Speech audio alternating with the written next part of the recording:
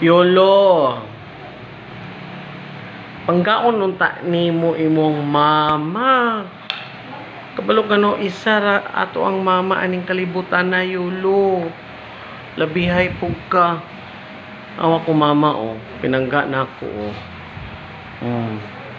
akong mama.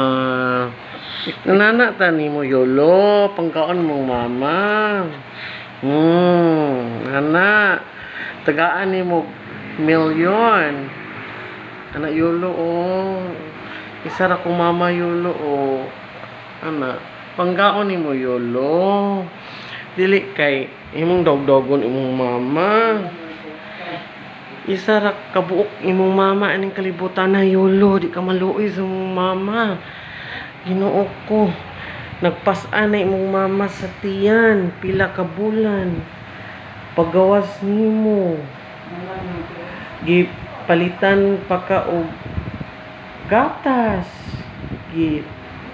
Patarong kag buhi. Sus Yolo, ayo pag-ana. Kung nakasabot kag Bisaya, i-translate og Tagalog.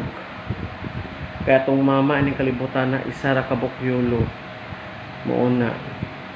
So, akong advice nimo, kung taas kag pride, pangayog sorry sa imong mama. Dili pwede nga ang mama mga ayog sorry sa anak. Okay? Yolo, ang kwarta dali ra mawala. Okay? Pero ang imong mama, kung magkinaunsa ka, masakit ka, at gyapon kasi mong inahan, imong amahan o imong igsuon. Okay, Yolo? Gets nimo? Congratulations!